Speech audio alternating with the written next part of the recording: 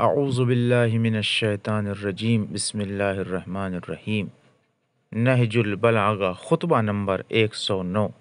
اس خطبے میں حضرت امیر فرماتے ہیں کہ میں تمہیں دنیا سے ڈراتا ہوں اس لیے کہ یہ بظاہر شیریں و خوشگوار، تر و تازہ اور شاداب ہے، نانی خواہشیں اس کے گرد گھیرا ڈالے ہوئے ہیں۔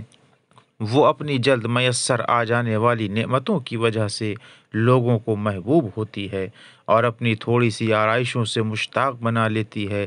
وہ جھوٹی امیدوں سے سجی ہوئی اور دھوکے اور فریب سے بنی سنوری ہے، نہ اس کی مسرتیں دیر رہنے والی ہیں اور نہ اس کی ناگہانی مصیبتوں سے مطمئن رہا جا سکتا ہے۔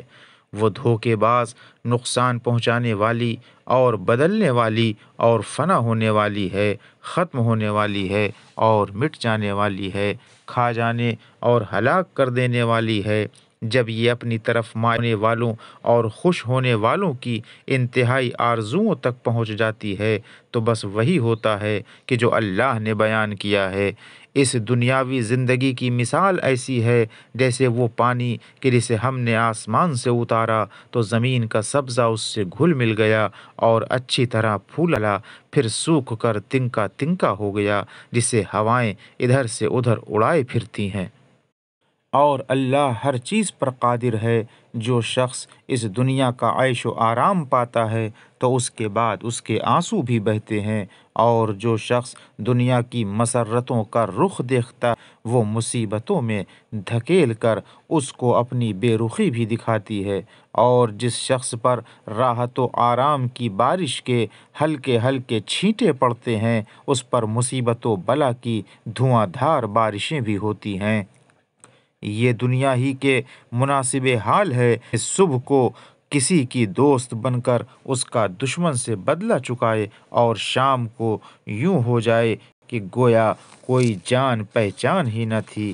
اگر اس کا ایک جنبہ شیریں و خوشگوار ہے تو دوسرا حصہ تلخ اور کڑوا اور میٹھا ہے۔ جو شخص بھی اس دنیا کی تر و تازگی سے اپنی کوئی تمنا پوری کرتا ہے تو وہ اس پر مصیبتوں کی مشقتیں بھی لاد دیتی ہے۔ جسے امن و سلامتی کے پروبال پر شام ہوتی ہے تو اسے صبح خوف کے پروں پر ہوتی ہے۔ وہ دھوکے باز ہے اور ہر چیز دھوکا، وہ خود بھی فنا ہو جانے والی اور اس میں رہنے والا بھی فانی ہے۔ اس کے کسی زاد میں سوائے زاد تقویٰ کے بھلائی نہیں۔ جو شخص کم حصہ لیتا ہے وہ اپنے لیے راحت کا سامان بڑھا لیتا ہے، اور جو دنیا کو زیادہ سمیٹتا ہے وہ اپنے لیے تباہ کن چیزوں کا اضافہ کر لیتا ہے۔ کتنے ہی ایسے لوگ ہیں کہ جنہوں نے دنیا پر بھروسہ کیا اور اس نے انہیں مصیبتوں میں ڈال دیا، اور کتنے ہی اس پر اطمینان کیے بیٹھے تھے کہ جنہیں اس نے پچھاڑ دیا، اور کتنے ہی روب و تنتنے والے تھے جنہیں حقیر و پست بنا دیا، اور کتنے ہی نخوت و غرور والے تھے جنہیں ذلیل و رسوا کر کے چھوڑ دیا۔ یہ دنیا جو اس پر اعتماد نہ رہے، جو دنیا پر بے اعتماد نہ رہے اور اس میں بے خوف و خطر ہو کر رہے، اس کے لیے یہ بہت برا گھر ہے۔ جانو، اور حقیقت میں تم جانتے ہی ہو کہ ایک نہ ایک دن تمہیں دنیا کو چھوڑنا ہے اور یہاں سے کوچ کرنا ہے۔ ان لوگوں سے عبرت حاصل کرو کہ جو کہا کرتے تھے کہ ہم سے زیادہ قوت و طاقت میں کون ہے۔ انہیں لاد کر قبروں تک پہنچایا گیا، مگر اس طرح نہیں کہ انہیں سوار سمجھا جائے۔ انہیں قبروں میں اتار دیا گیا مگر وہ مہمان نہیں کہلاتے۔ پتھروں سے ان کی قبریں چن دی گئیں اور خاک کے کفن ان پر ڈال دیے گئے، اور گلی سڑی ہڈیوں کو ان کا ہمسایہ بنا دیا گیا۔ وہ ایسے ہمسائے ہیں کہ جو پکارنے والے کو جواب نہیں دیتے اور نہ زیادتیوں کو روک سکتے ہیں اور نہ رونے دھونے والوں کی پرواہ کرتے ہیں۔ اگر بادل جھوم کر ان پر برسیں تو خوش نہیں ہوتے، اور قحط آئے تو ان پر مایوسی نہیں چھا جاتی۔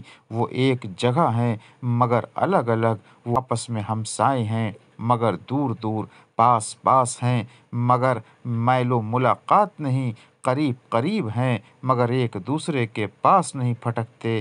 وہ بردبار بنے ہوئے بے خبر پڑے ہیں، ان کے بغض و عناد ختم ہو گئے، کینے مٹ گئے، نہ ان سے کسی ضرر اندیشہ ہے، نہ کسی تکلیف کے دور کرنے کی توقع ہے۔ انہوں نے زمین کے اوپر کا حصہ اندر کے حصے سے، اور کشادگی اور وسعت تنگی سے، اور گھر بار پردیس سے، اور روشنی اندھیرے سے بدل لی ہے۔ اور جس طرح ننگے پیر اور ننگے بدن پیدا ہوئے تھے، ویسے ہی زمین میں پیوند خاک ہو گئے، اور اس دنیا سے صرف عمل لے کر ہمیشہ کی زندگی اور سدا رہنے والے گھر کی طرف کوچ کر گئے۔ جیسا کہ اللہ نے فرمایا ہے کہ جس طرح ہم نے مخلوقات کو پہلی مرتبہ پیدا کیا، اسی طرح دوبارہ پیدا کریں گے۔ اس وعدے کو پورا کرنا ہمارے ذمے ہے، اور ہم اسے ضرور پورا کر کے رہیں گے۔ وآخر دعوانا ان الحمد للہ رب العالمین۔